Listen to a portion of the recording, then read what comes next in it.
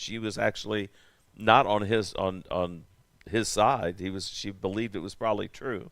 Wrote in a 1958 letter to a leading Jefferson scholar at Princeton University that a granddaughter of one of Sally Hemings' children had told her that Randolph Jefferson, I'm using a direct quote, so the imagery here is from the quote, okay? One of Sally Hemings' children had told her that Randolph Jefferson had colored children of his own. Until Fawn Brodie, who wrote one of the books purporting, we're talking now in the 1990s, 2000s, okay?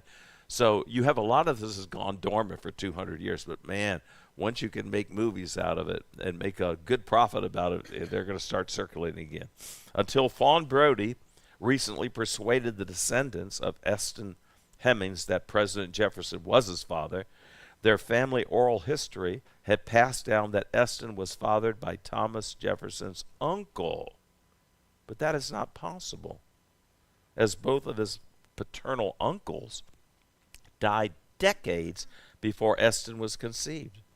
But according to Martha Jefferson, Randolph, who was generally in charge of Monticello during Eston Hemings' entire memory there, her father's younger brother, meaning Thomas Jefferson's younger brother, Randolph, was known as Uncle Randolph, and he was referred to as such in family letters. So we're trying here from the accounts to say, well, it can't have been the uncle unless maybe it was somebody that went by the name Uncle Randolph. We don't know exactly when Randolph's first wife died, but we do know that he remarried to a very controlling woman shortly after Eston Hemings was born. In other words, she had a big frying pan, and if he had any ideas, she was going to take him to the woodshed on it. Okay. Shortly after Eston Hemings was born, this marriage took place with Randolph. About the same time, Thomas Jefferson retired from public office and spent the rest of his life in Monticello, where he could presumably have had access to Sally Hemings any night he wished. But Sally, although only in her mid-30s, gave birth to no known children after Eston was born in 1808. Even the Thomas Jefferson Memorial Foundation report acknowledges that Sally's childbearing years may have corresponded to the years in which Randolph Jefferson was a widower. In Nature's Retraction, they stated, now here comes, I gave you part of the retraction earlier, here comes a little bit more. Quote, "It is true, men of Randolph Jefferson's family could have fathered Sally Hemings' later children." Well, wait a second. We went from the DNA proves that it was Thomas Jefferson, and then 200 news organizations coming out and saying there's nothing remains about this anymore. It was Thomas Jefferson who did these dastardly deeds. And now, 2 weeks later, from the publication, it is true. Men of Randolph Jefferson's family could have fathered Sally Hemings' later children, and Eston's the later child we're concerned about. Unfortunately, the Nature retraction received little notice. As the Wall Street Journal noted, quote, "Of course, the backtracking comes a little late to change the hundreds of other headlines fingering Jefferson." Okay? With the unfounded and sensationalized release proven to be an error, the question remains, what would have caused the suspicion to exist in the first place? The answer to that question centers around a convicted felon by the name of James T. Callender. Okay, so this is the fellow you got to look at, James T. Callender. The Pulitzer Prize-winning historian James Truslow Adams states, quote, "Almost every scandalous story about Jefferson, which is still whispered or believed, can be traced to the lies in Callender's writings." Now, Callender was born in Scotland. He had a reputation there for doing the exact same thing, and he had to flee Scotland, went up to Ireland, then fled over here to escape the courts of Scotland. Okay? So this guy was from the beginning was a notorious liar and a person that would impugn, that would libel people. Callender, a journalist living contemporaneously with Jefferson, has been described by John C. Miller, the Stanford University historian, as, quote, a journalist who stopped at nothing and stooped to anything. He explains. Callender made his charges against Jefferson without fear and without research. He had never visited Monticello. He had never spoken to Sally Hemings. He had never made the slightest effort to verify the, quote, facts he so stridently proclaimed. It was, quote, journalism at its most reckless, wildly irresponsible, and scurrilous. Callender was not an investigative journalist. He never bothered to investigate anything. For him, the story, especially if it reeked of scandal, was everything. Truth, if it stood in the way, was summarily mowed down. End of quote. Finally, Benjamin Ellis Martin, an ardent 19th century critic of Jeffersonian policies, characterized Callender, quote, I am unable to find one good word to speak of this man. He is a journalistic janissary, a mercenary. His pen always for sale on any side, a hardened and habitual liar, a traitorous and truculent scoundrel. And the world went better when he sank out of sight beneath the waters of the James River. James River, that's my state. That's from Richmond, Virginia. James T. Callender drowned on July 17, 1803, in 3 feet of water in the James River, reportedly too drunk to save himself.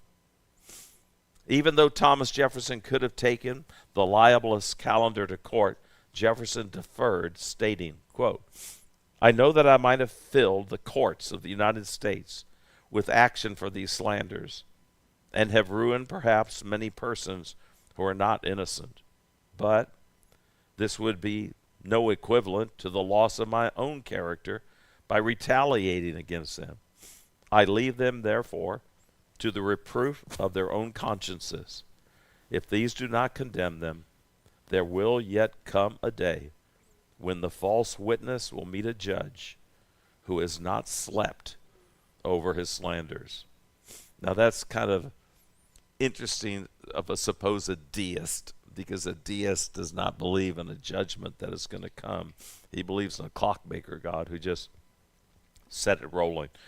Excuse me. In a letter to Abigail Adams, Jefferson stated he did not fear a blemish on his reputation from Callender's charges because, as he explained, this again is Thomas Jefferson, quote, I'm not afraid to appeal to the nation at large, to posterity, and still less to that being who himself sees our motives and who will judge us for his own knowledge of them. So if you can see where Thomas Jefferson is coming from, he's the author of the Declaration of Independence. He had a lot to say in terms of the founding of our nation. He was held in high esteem by people. The real argument would come between the Federalists and the Anti-Federalists in terms of which side they wanted to go on. And that, again, that's political nature. Before his death, Callender acknowledged that his attacks against Jefferson had been motivated by his belief that Jefferson had refused to repay a fine to Callender, that he sat in jail for 7 months for one of the things he did, to repay a fine to Callender that had been extracted from him under a sedition law rescinded by Jefferson in 1801. So once in 1801, that law was rescinded, he wasn't going to get his money back. It had nothing to do with Jefferson specifically targeting him. It had to do with the law being overturned. One additional note. One Thomas Woodson claimed Sally Hemings was his mother and Jefferson his father, and speculated that it was why he was named Thomas. However, the Nature article, which falsely accused Thomas Jefferson as being the father of Eston, demonstrated that the DNA study did prove one thing. Thomas Woodson's claim was fallacious. One additional falsehood registered against Thomas Jefferson relates to his supposedly being a deist who did not believe the miracles of the Bible were real. This is a charge that is often made about many of our founding fathers. They reasoned that the founding fathers were actually secularists who used religious language only to appeal to the masses. In other words, they were disingenuous concerning matters of Christian faith. This charge against Thomas Jefferson revolves around two books he wrote. The first gained most critics' attention and was entitled, quote, The Life and Morals of Jesus of Nazareth, which some modern antagonists dub, quote, the Jefferson Bible. Jefferson never referred to this book he wrote as another Bible, but that's how modern antagonists will frame it so that it'll get people thinking, well, he's changed the Bible. He's not really, he doesn't believe in the Bible. And the arguments are against the miracles of the Bible and so forth. They teach that this was Jefferson's own personal Bible, which he tore out those parts in which he did not believe from the standard Bible of his day. This attack against President Jefferson will be answered during a future presentation.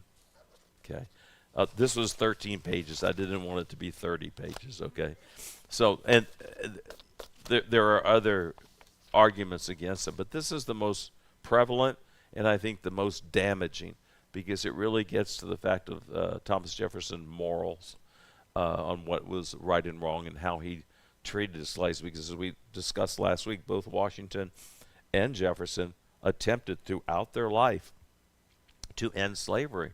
But they were caught in the beginning when we were under British rule. King George III would have nothing to do with that and prohibited it. And then when we became a nation, the state laws took precedence. And the founders wanted to obey law. That's the reason they left Great Britain, because the king was not obeying the law. He was adding things to the law. So it was, divine right of kings. He could do no wrong, blah, blah, blah, blah. So they left that kind of a situation, and they wanted to live by laws, fair laws. And so when they got together with the other southern states, the more deeply southern states, and they came to a vote on whether or not slavery would be part of our nation, to keep the Union together, they went ahead and allowed that. Okay? And again, that's the historical fact of it. So any questions or thought at this point before we go any further? But the History Channel did just put out a documentary on this whole Thomas Jefferson. Okay, and how where they? Like you want to do some comparing. They didn't leave it. They left it more on the end of not questionable that most likely Sally was. And he had Yeah. actually had the grandchildren, great grandchildren there. Yeah, and again, yet when you look at it historically, and you see the people that investigated it, and again, Callender, nobody had anything good to say about him. He just did it out of spite and out of anger, and he would anywhere he could make a buck, he was going to try it. And like they said, what side of but they ignore that. Why? Because Thomas Jefferson is a founding father, and they want to get rid of them. We'd just get rid of them. Yes. You mentioned when you first started to read the accusation that the DNA had been found that he was the father of at least one, Yeah. which would have been Eston. Yes. Well, if Eston was born in 1809, that made Sally Hemings about 34 when he was born. And you said in the part of the initial accusation that he was a slaveholder and a child molester. Mm-hmm. So that wouldn't be he wouldn't be a child molester. She was 34 because she wasn't a child. So is there another excuse for them using that? Well, the point was she was young when they were over in Paris. Right, but they said they only have evidence that he could have fathered the last one, which was Eston. Only because the three Woodson's out, and then the three in the middle didn't want to go this route, so it only left Eston. I'm not sure. It's an age issue.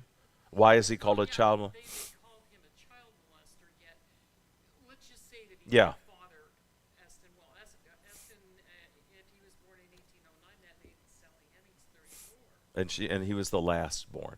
So maybe they're referring there to the firstborn. Yeah. That was they were saying that. And then these people that are trying to eliminate our founding fathers, I Yep. guess we're going to have to flush our royal family, the Kennedys, too.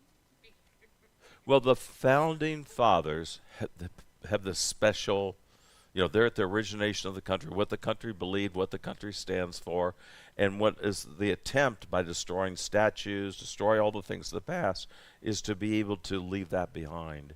There's there's theologies about that. Um, Wrong, then that's wrong. huh? If this is wrong, then that's wrong. Is what they want to say. Yeah, and what I've said all along is that the vantage point I'm coming from is if the Jewish people did not have the written Torah and the Christians did not have the written New Testament, they would not be who we are today. Yes, there's an oral tradition, but under attack and everything else, that's why God made it to stay. Heaven and earth will pass away, but my word will remain forever. My thesis is that for us as Christians, God, the God of the Old Testament and the New Testament, the God that we report doing miracles in our lives, we see his hand moving, was at the founding of our nation. And yet it's been ripped out by court decisions. And so that's why we have the issues that we have today about accepting things that are not biblical, but we have lost our understanding of God's involvement in our nation's life, and therefore we end up oftentimes, not we, as I'm speaking a collective we here, meaning the church. I got saved, I relate to Jesus, but there's nothing in between. And I think that's a tragedy, because just look at the miracles we've talked about, that God saw that this nation was to be a Judeo-Christian nation, that we would propagate the gospel more than any other country to the world, which we've maintained, and that we'd be the benevolent nation. With all the warts and all the things that we've got, we still have historically believed that our nation's what's the term here? Our saying is, do unto others as you would have them do unto you. It's the Christian gospel. And that has maintained as the foundation because we are strongly a Judeo-Christian nation, but we've lost now the history. We've lost the miracles. To me, when I took history, it was boring. I hated it because it was a bunch of unconnected facts. And then they gave their interpretation of the facts, and I go to sleep there. But once I started looking at it from what people for 150 years did, looking at it from the providential history, that God was involved. Let's look for God's hand. Then you can look past all, it's just like, I just see it every day, some of the revilings that happen in the Congress. Some people don't know that in the earliest part of our nation, one senator took his cane and beat another senator almost to death.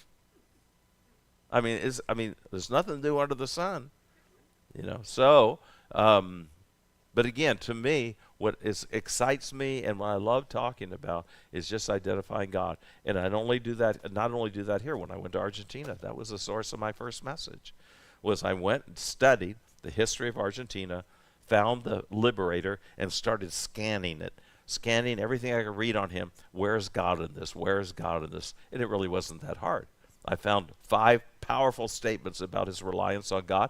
So my first sermon that I preached there in Buenos Aires, it was those 5 were right in there, and no one had ever heard of them, and no one had even heard of their liberator. I mean, so it's, to me, remember how many were here for Jonathan Cahn's Return of the Gods? Okay, you have the 3 ones that are embedded in our culture trying to take over, and those are Baal, Ashtoreth, and Molech. Well, remember what Baal does. Baal tempts you to move away from the past, the things that are founded, and to move you by enticing you to go after strange gods. But see, our God is embedded in the very source of our nation. He's right there. And that's what we need to return to. And these miracles, to me, are the signposts to get people back there. Yeah, no. No, no bail for us. Philip. Last week we were talking about, the abolishment of slavery, and we were talking about that around before the 1900s, the Democrats had reversed, and did they actually reinstitute slavery, or did they just ignore the 13th, 14th, and 15th Amendment? Well, you got two things going there. I think it was like 1893 where they overturned all 23 of the different things that the Republicans had put in place against slavery. Well, they just turned them all over again. See that's the problem with what we've got. The same thing going on today, because whenever you make a presidential, what do you call it that they're doing right now? The president's doing, huh? Yes, executive orders. Next president comes in, he just abolishes them all and goes his way. That's why they have to be passed in Congress. But they're still there in print. Huh? They're still in print. They can be overturned without congressional oversight. That's what's going to happen. These that are happening right now, if they're not taken to the Congress, if they're not run through the Congress, then they're going to be easily taken away when if the next president that comes in is of an opposite viewpoint. That's the problem with them. So they never voted. No, this is my big argument when the Johnson Amendment was the first time that President Trump was in office. He put out an executive order that what was the exact thing? Oh my goodness, my mind. Giving the pastors basically right to speak. That's what it was. The whole thing of that we were prohibited from speaking against anything political, basically. And so Johnson's the one that brought it in. But then there's a whole history behind that Lyndon Johnson was not aware of how it was going to be used, okay, against churches and against Christians. And so when President Trump was in the first time, he passed an executive order ending it. Well, I knew that he wasn't really ending it, okay? What he was doing was he was ending it during his term. But Congress never passed it. And so that's the problem you're going to have right now again, unless Congress will actually pass things. That's why people say, okay, you got 2 years to pass these laws, because you come up to the midterms, and historically, who is ever in power, the other group gets the people in, then you're going to lose all the votes. So to me, it's critical that somewhere along the line, some of these things that we believe in are really brought before Congress. There's a congressional vote on them, and then it becomes part of law. It becomes much more difficult for it to be done away with. So then you mentioned that about Eisenhower. Yeah.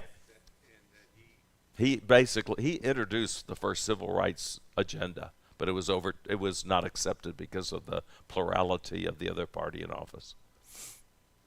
Okay, so why would Johnson want to? Why did Johnson, do what he did? I mean, Because he felt that he could. really wasn't, he didn't really lift a finger. I mean. That's correct, but he took the credit. Yeah, well, I think Johnson took the credit, didn't he? Johnson took the credit, yeah. Yeah, but not, yeah. Because he felt that would give the Democrats a voting bloc for eternity. Whereas the actual presentation was Eisenhower. But they didn't have the votes. That all the amendments anybody can revoke any of the amendments that have been. Hey, how many executive orders has President Trump given so far? Hundreds, right? And during his administration, and say 4 years from now, okay? Say J.D. Vance wins. They're probably all going to be continued on.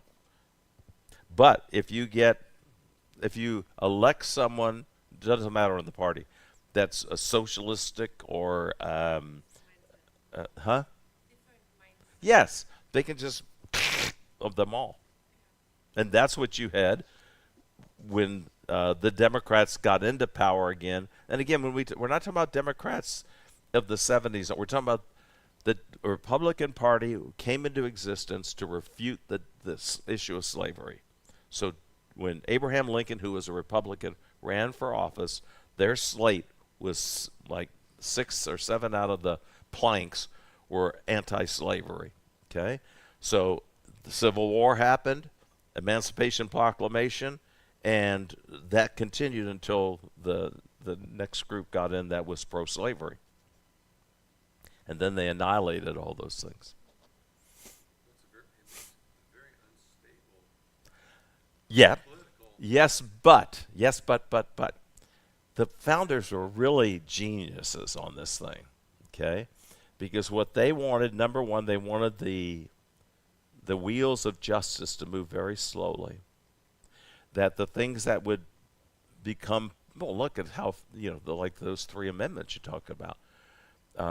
They took a long time in history to come to being, just like getting rid of slavery took a long time.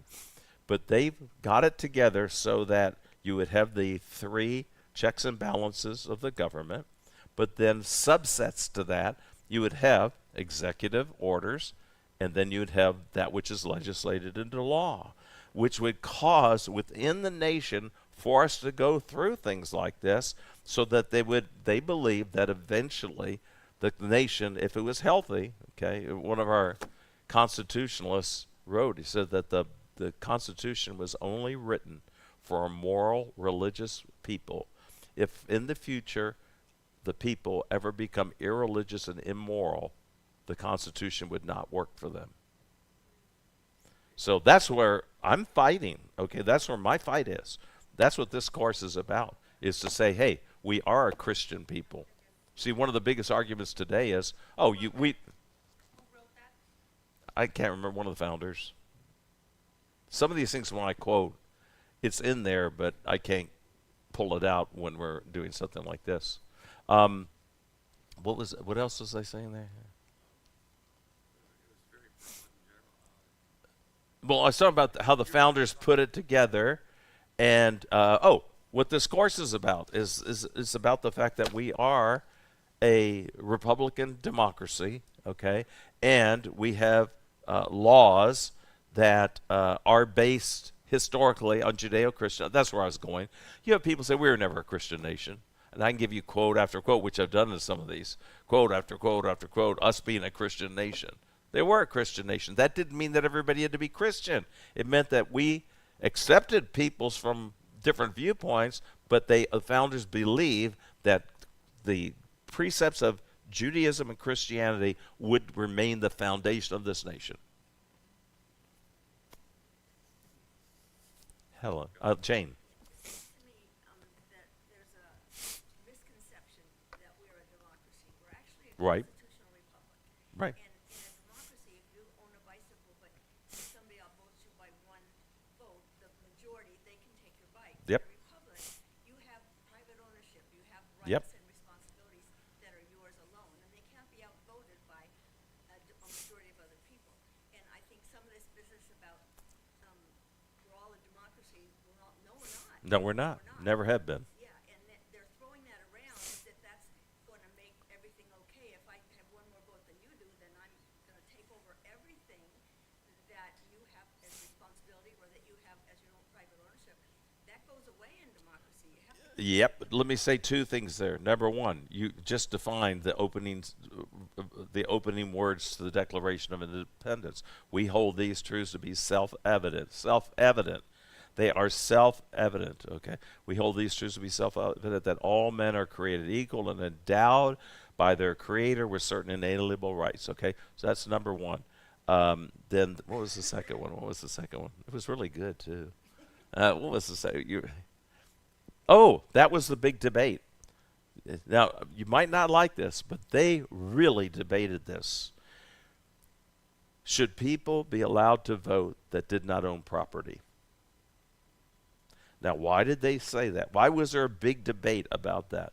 They debated that because they felt that the people that own property would be more, I don't know what you call it, sensible or whatever, of what could happen if the people that own no property didn't have an investment, but just could be carried away by a charismatic individual. And so it came out that you didn't have to own property, but that goes back to English feudalism. That goes back to some very strong feelings about at that time how things should be run. But you don't have to own property, and you never did in the history of the U.S. once it became a nation.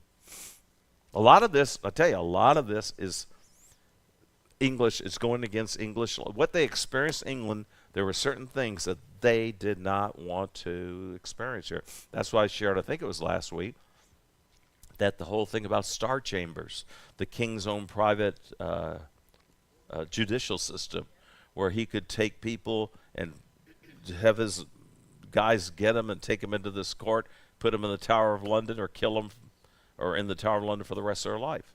And so they said there's actually, I can't remember the term now, but it's in the Constitution, which says basically, you wouldn't know what it says because it's really funny language, but it was talking about that. It was saying we're not going to have that. We're going to have three parts to our system. They're going to be the judiciary, the executive, and the legislative, and they're going to work together. You're going to have put things in law. I mean, look at it. Sometimes you only need in the Senate, what, 53 votes. Is that it? 53, 54? And other times, for other things, you have to have 60. Well, what is that all about? That means it's harder. So things that seem to be, in the eyes of the founders, more important, you're going to have to get more on that. Well, we're not going to have a democracy.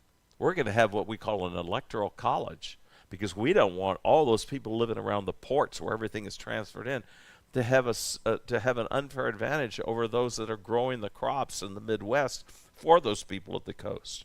So we're going to have an electoral college to deal with that. We're going to have legislators determined by the amount of people. That's going to be the balance. You're going to have everybody's going to get basically the same number of senators, but you're going to have an appeasement. You're going to say to the people in the areas that have all the people, okay, you're going to have more legislators, but you're going to dilute that by having 400 in some of those over against the fewer that we have in the Senate. So honestly, even the founders, when they broke, they stopped. They called a cease because of the fact that they were at jogger.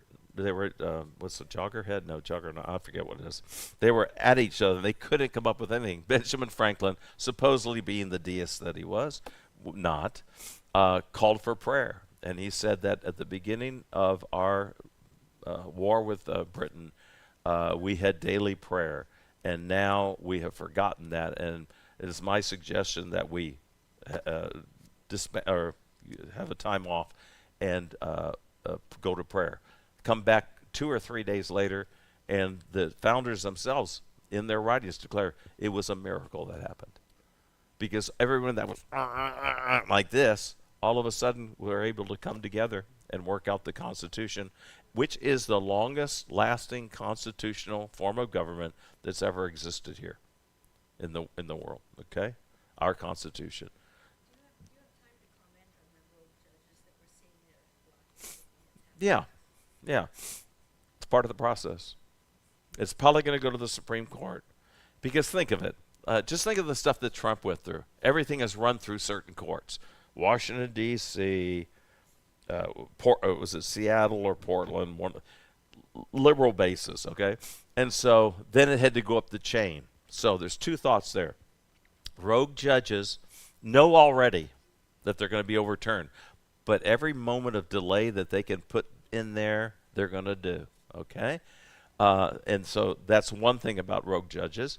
The second thing is that it will eventually go up to the higher courts, and usually it has, like in Washington, D.C., if it goes to the appellate court there, it's just going to be rubber stamp, usually, for what happened at the lower court. But then once it goes up to the Supreme Court, then that's where the real change takes place. But unless the Supreme Court steps in there and says, I'm going to handle that problem, they can actually have the lower court be in control of it. They have to accept it as a case. So, isn't it fun? That's why the most important thing to me is the Lord. You know, if the Lord can turn over Roe versus Wade, he can turn over the 62, 63, 1980 decisions that kicked God out of schools. Because I believe if you had this in the schools, kids would be more patriotic.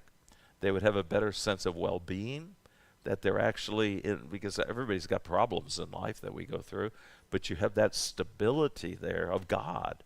and what he says, and that he's a rewarder of those that diligently seek him, and that we need to be responsible for what we have. That if he's given you a gift and you just cast it away, then you're not only held responsible for it, but you're not going to be blessed.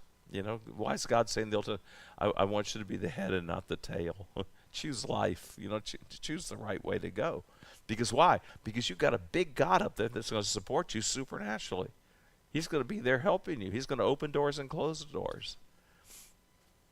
And that's really important. What else? What other questions or thoughts? Kids, do we have anything in the back there you want to ask? I do. Yes. I want to go back to Sally. Yes. So they picked her specifically Because she went to Paris? because Sally went with Thomas Jefferson on this voyage to Paris to take care of Polly. So she's the only one. Listen, if you want to know the truth historically, a lot of slave owners had took advantage of their slaves. Okay? That's the reality. Because it's Thomas Jefferson. That's the whole point. It's Thomas Jefferson.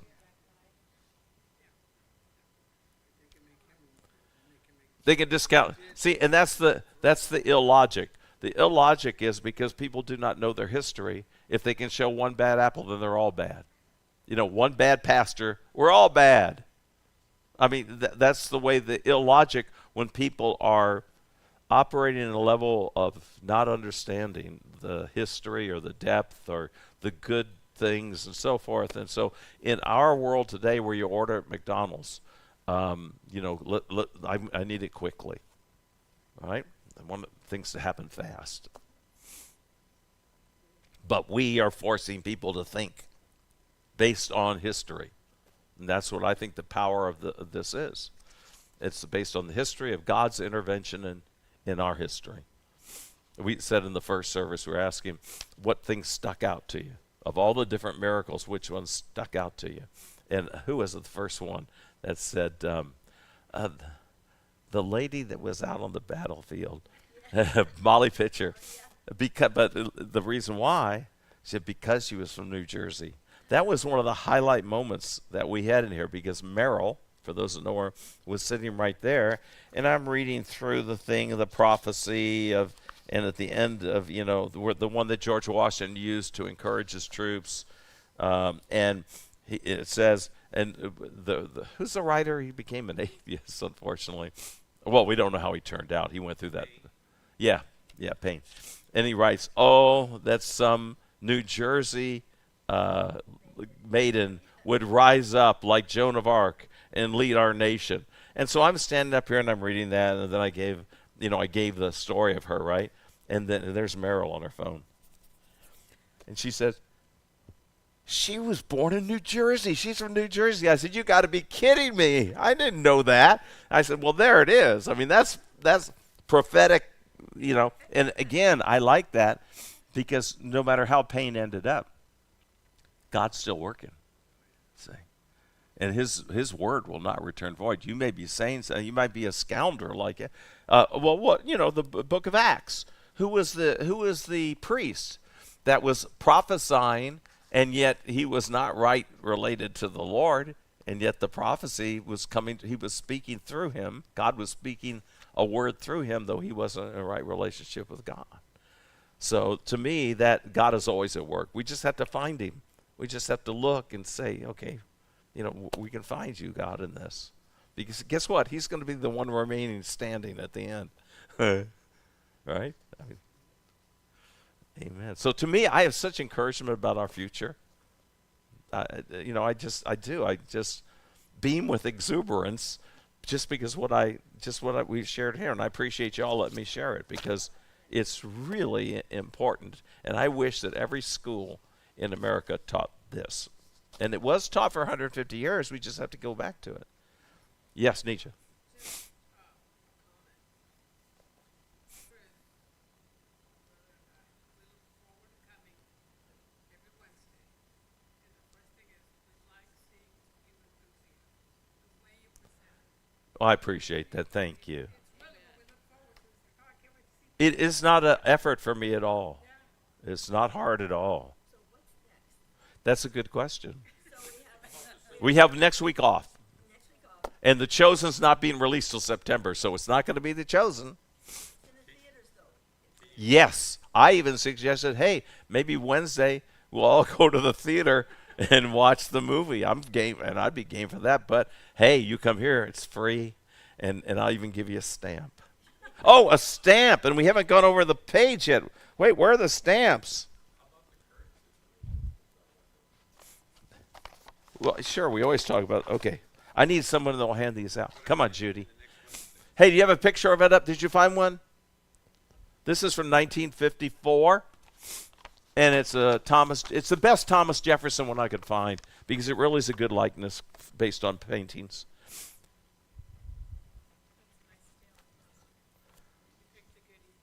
Yeah, I like. By the way, like I said, we're going to be doing this again, and I hope that you'll accept the challenge, that you'll believe in it so much, you'll seek out somebody to come that you can basically disciple in it, because I have now, of the 12 weeks, I have 11 things to hand out, only one that I can't find anything in. I have not much hope for this. It's the 1745 Thomas Prince prayer that caused the destruction of the French fleet. Okay, I could find nothing on that. No, I can't find anything to hand out. But of the 11 we do have, 8 of them are brand new, things you haven't seen yet. So if you came to this one, I can add to your collection. All right, you need one of these. Who else? I need. No. All right, Jane will pass those out.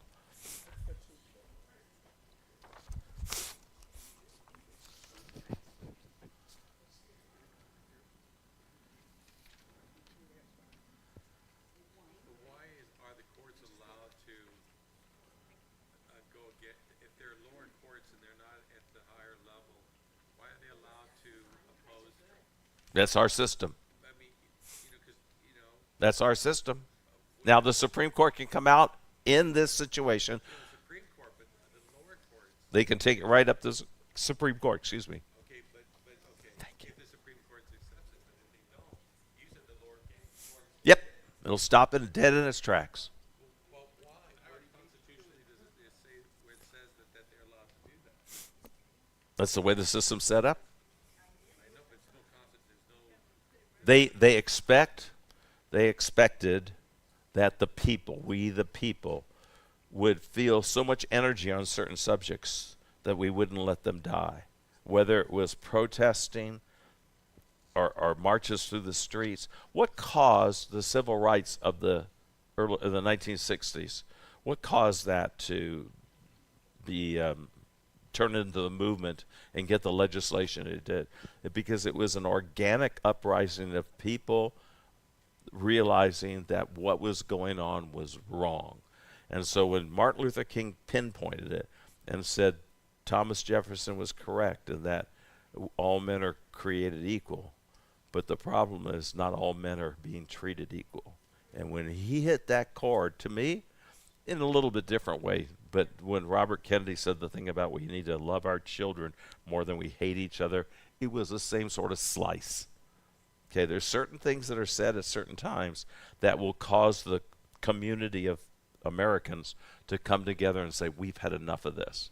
So that's how, like, I say the cream rises to the surface. And that's the way the Founding Fathers put it together. They wanted it to be that way. So they give that, if we could get 3 other courts to create a situation, scenario, just the opposite of the other 3 courts, would they nullify each other? It all turned to butter. Okay, let's go over this. Here we go. Slavery, Sally Hemings, and libelous lies. Did you not get one? Did everybody get one? Okay.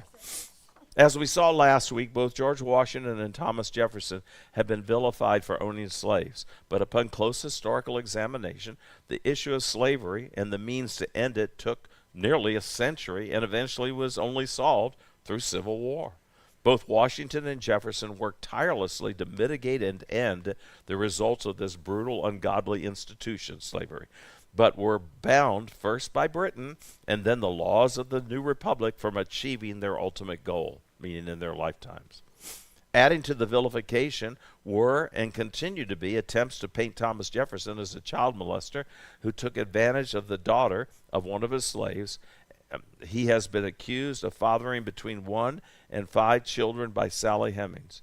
In our present generation, the attacks have taken an intense turn through a movie, 2 movies actually, one a TV movie, and then Jefferson in Paris, the regular movie, several books, and a DNA test. However, the publishing of the DNA results proved to be misleading and led to a retraction by the publisher. One must not forget that Jefferson's original accuser was an unscrupulous individual who recanted before he drowned drunk in 3 feet of water. That's that guy's epitaph. Drowned drunk in 3 feet of water. You know how far 3? The issue of Americans across the board is going to be equal treatment under the law. Yes, Because we're seeing such a double standard. absolutely. And I think people are going to rise up to that standard, because if we're all the same under the law, we all need to be treated the same under the law, and that's clearly not happening. Absolutely. And that's why, again, what do you need to cause that in America in 2025? You need a national voice, like Dr. King was in the 60s, who will hit the heartstrings of the people. They'll know that what they're saying is true, and that they will demand that. They'll demand Congress not go home until it's settled there, and they pass a law which would equate to what you're asking for. And that's what the founders believed. But again, based on that we remain a religious, moral people. And that's what, as Christianity, that's what we're supposed to promote. Any other thoughts or questions? Is there anything we could do to get this stuff taught in the business school district?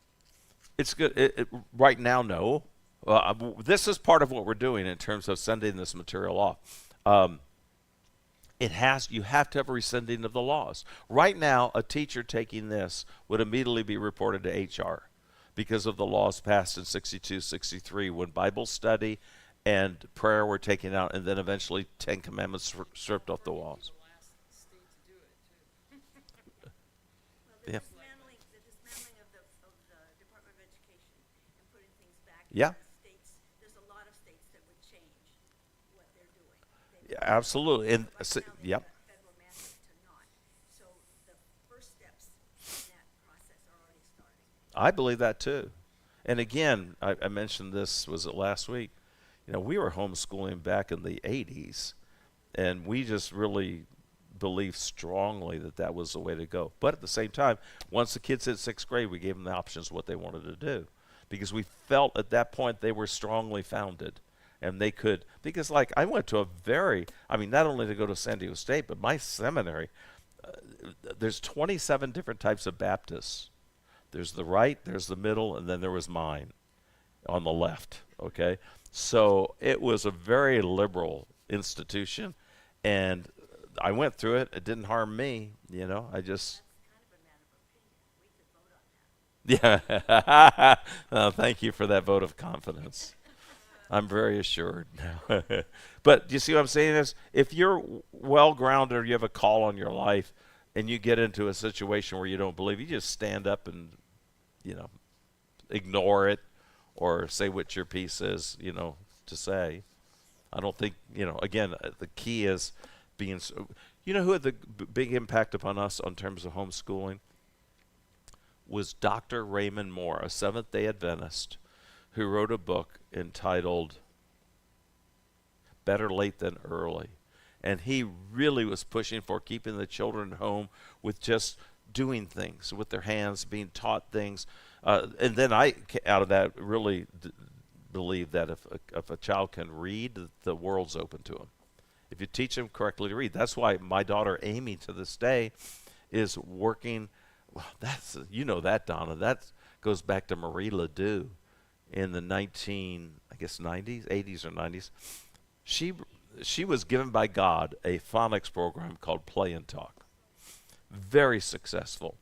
Well, Janet went to work for her, and Amy is our oldest daughter, And then Marie Ledoux passed on to be with the Lord, and Janet was working that, and for Mark Ledoux, which is Maria's son. Okay, so that ended about 15 years ago, and all of the materials were put in storage. And then all of a sudden, Amy, who was dyslexic, and through the Play and Talk program was actually learn to read and so forth. She just took that mantle. She said, "I want to do this." So she called Mark Ledoux up and said, "Hey, I really strongly believe in your mother's program. I would like to take it and go to the homeschooling conventions." Right now, she's in Missouri at homeschooling conventions, and she loves it because she knows it's good. She knows this phonics program produces good readers. And so we just really encourage her in that. But that goes all the way back to homeschooling her and bringing her through the difficulties of dyslexia. Statistically, homeschooling numbers exploded, and it's a bunch of Christian people that are upset, and it's a bunch of people who have children that don't fit in that little mold that the public school puts them in. Hmm. If they can't sit still for 5 hours, or they can't do this or that, then they're labeled. That's like me, how I was. And we've seen a huge turnaround in the hands-on stuff. Um, Even in Britain, and they're having trouble, but they didn't even start teaching reading till their kids were 7 years old. Correct. They let them do all the development Yep. that they needed to do. Yep. To the place where reading was the natural segue. It wasn't something that was forced on them. Yep. So I think we're learning the hard way what is the right way to come back. Yeah. Yeah, I think that's right. A latest thing came. This is really interesting because we have always in our home put in our hallway the pictures of the family going back like to the 1800s. And a recent thing just came out, and I can't give you the exact thing, but it's between 75 and 85% of children that grow up in a situation with a historical line like that. I don't want to say they're self-assured, but it has a positive effect upon them. The continuity of the generations. And so I've always felt like I'm glad we did that. And in our new house, we're the kids. In our new house that we flip-flopped, we just got that wall up there with, the kids, and then going back to her grandmother. Her grandmother ran for the presidency of the United States on the Prohibition ticket. And she was one of those that would go in to the bars with an axe.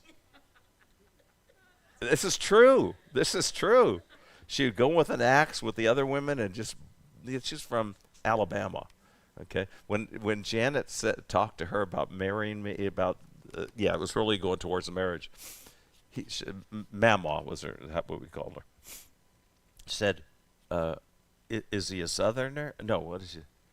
No, I think it was out of disdain. Is he a Northerner? And she said, "No, Grandma, he's from Richmond, Virginia, which is the capital of the South, all that." And she said, he's not Southern enough. She's thinking of Mississippi, Alabama, Louisiana, Georgia. I mean, she's thinking in those terms. But she finally tolerated me. But yeah, she was quite a firebrand. She was the president of the Alabama Women's Christian Temperance Union for 20 years running. You didn't say nothing negative to Mama. Anything else? I really appreciate y'all make it. I mean, by the way, let me share this. It's not a matter about numbers, but in anything I can remember, like there was 18 or 19 in this last service, is close to the same here. This one we've averaged between 32 and 40, and historically when we've run programs here, it starts out with a number, say 30, 25, 30. By the time you get to the end, it's like 16, okay? And that did not happen with you all. And I believe it has to do with the fact that what God is doing is what we're doing it's the right timing for this. It is the right timing for this because we come through a period of time where all sorts of terrible things have been promoted as good, and we're needing something, and what we need is God, right? At any juncture, we need God. But historically, to see how these founders interpreted God's movement amongst them, it's to me, and we only covered some of them. We only covered some of them. There's others. There's the Patrick Henrys. There's the what was that guy's name? I come to you in the name of Jehovah. Who was it that did that? I can't remember. Oh, and on slavery, we didn't touch one of the best. Yeah, no, there was somebody else. But the best, one of the best, is John Quincy Adams. John Quincy Adams is the only person in United States history that, after serving as president, went back into Congress, and he did it for 16 years or something. Every Monday, he would go over to where they would deposit for action for the week. He would put an anti-slavery thing in. Now we're talking about the 30s or 40s, and he would, it was 40s, and he would do that every time. And he was the one that the movie, Amistad, that was him that was able, against all odds, to save those slaves and give them freedom. And that was John Quincy Adams. He went before the Supreme Court and did that. Well, he never saw, the Civil War. Obviously, he didn't see the actualization of what he wanted, the finish of it. But in the last 3 months, the last year of his serving, 3 months of it, he had under his wing Abraham Lincoln. And it would be like 10 or 12 years later that Abraham Lincoln would run for the presidency and win it. And it was obvious that God had placed John Quincy Adams in his life for what was coming for him. You know, read about that, John Quincy Adams and Abraham Lincoln. I mean, maybe a little footnote or something. Oh, I can present that sometime. Yeah.